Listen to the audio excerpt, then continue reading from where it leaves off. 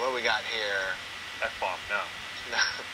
All right, Hawkeye1127 from Twitter asks, will there be camouflage for weapons in multiplayer again?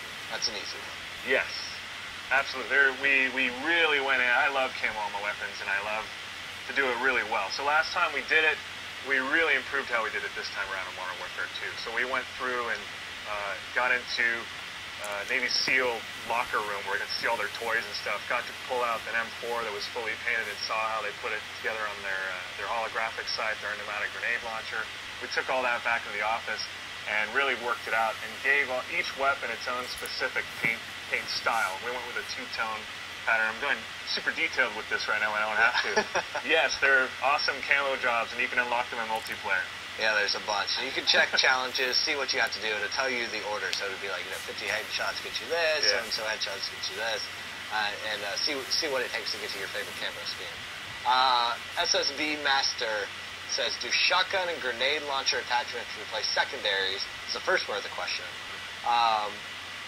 Yes, in the sense that shotguns and launchers are secondary weapons now. You also have other things. You can use SMGs or machine pistols or normal pistols if you want as your secondary weapon. What's really new to this game is, one, the fact that you can do that now. Before, your secondary is limited to being a pistol. But now you have dedicated launchers, so more than just the undermounted M203 that people are used to from Call of Duty 4, you get an AT4, have a Thumper, which is a dedicated grenade launcher. And those, to me, those things are essential.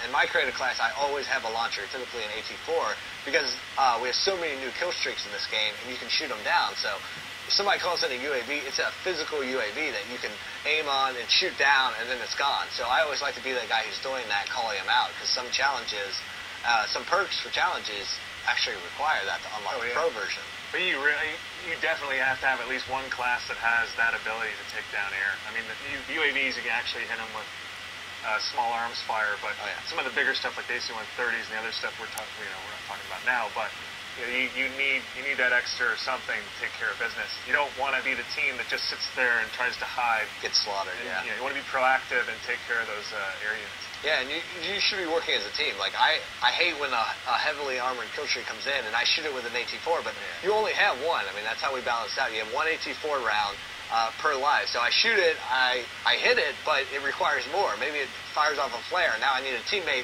to follow up mine. So you have to coordinate and say, hey, on 3, let's try to take this out. You shoot one, it shoots out flares, your buddy takes it out, call sign comes out, lets everybody know you get some XP. You get scavenger pack. Yeah. You get XP in the rocket. You get XP also. But it definitely helps. Down it definitely helps to have other people helping you out. If you've got 2 people taking pot shots at it and taking care of it, then it's so much better. Let's see.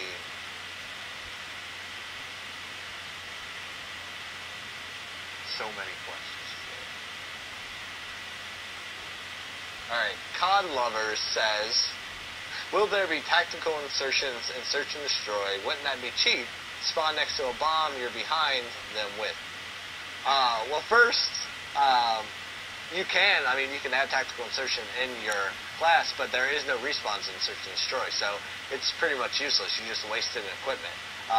What I prefer to have instead of tactical insertion is throwing knife. This throwing knife is silent. You can pull it back out. It's like quick off the hand. It's really great for Search and Destroy. If you're sneaking around, you don't want to make a noise, and you want to take guys out. I like to use a one-man army because, despite what everybody thinks, it's very well balanced. But for Search and Destroy, it helps you. Search and Destroy always seems to be a two-part event. So there's the act of actually getting it planted, and then defending it if you planted it up, and changing tactics once that happens. Securing the perimeter or moving too. So I like to bring that to the table, and I'm sure riot shields work too for that. Yeah. If you're using riot shield, by far throwing knife is the best secondary. So answer your question, yeah, you can have it, but you can't use it because you won't respawn. If you throw it down 1 life and then the next round starts, it'll just wipe it out. Kind of like claymores from Call of Duty 4. You could plant a claymore, but when the next round starts, it just it's basically a board reset. You could use it to freak people out. JimBob_has asks, can you pick up other people's throwing knives? No, you can pick up your own throwing knives, but if you don't have throwing knife equipped as your equipment, then you can't have it. Like if you have Simtax or Tactical Insertion, you can't just get rid of that and take someone else's knives. So no, you cannot do that. But you can pull them out of walls, bodies, wherever they land, you can always go and retrieve them, which I think is super cool.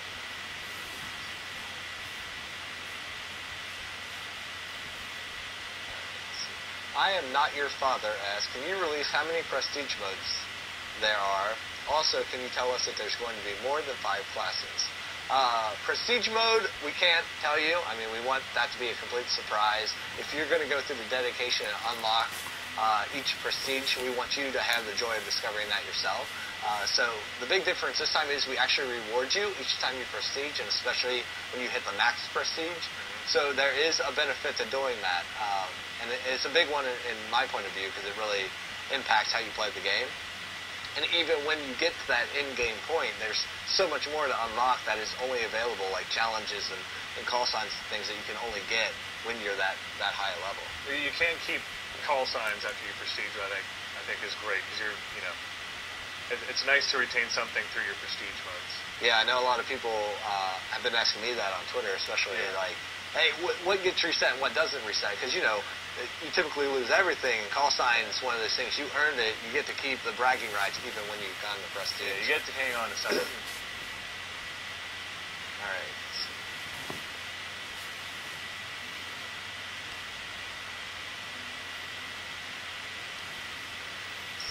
A lot of multiplayer stuff. Rad GMR says, question. What was your favorite part of Multiplayer 2 development process? Anything really cool that happens? You got anything, Joel? So many moments. Making was it Modern Warfare 2 development? Okay, I thought it was multiplayer for a second. I'm trying to think multiplayer. But through the entire process, the switch to actually deciding to do a co-op for the game came kind of halfway through, which was awesome. It was scary, but it was one of those moments where we all felt like there's something really cool we could bring to the table on this project that would really change things. And I look back on that with fond memories. It was a challenge, but it came out really cool, and I'm glad we did it. So I think back fondly on that in the development process. All kinds of other shenanigans which I can't talk about.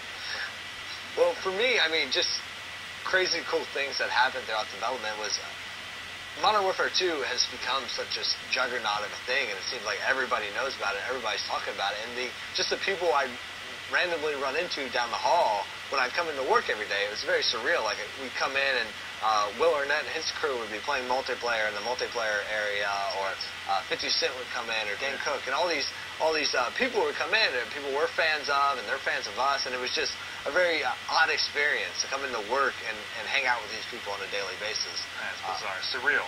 Yeah, it's very surreal that games have gotten to that point.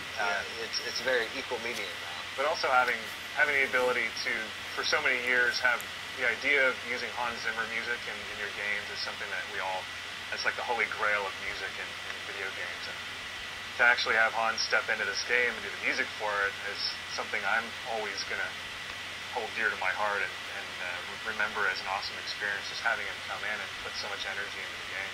Yeah, having Hans come in was amazing.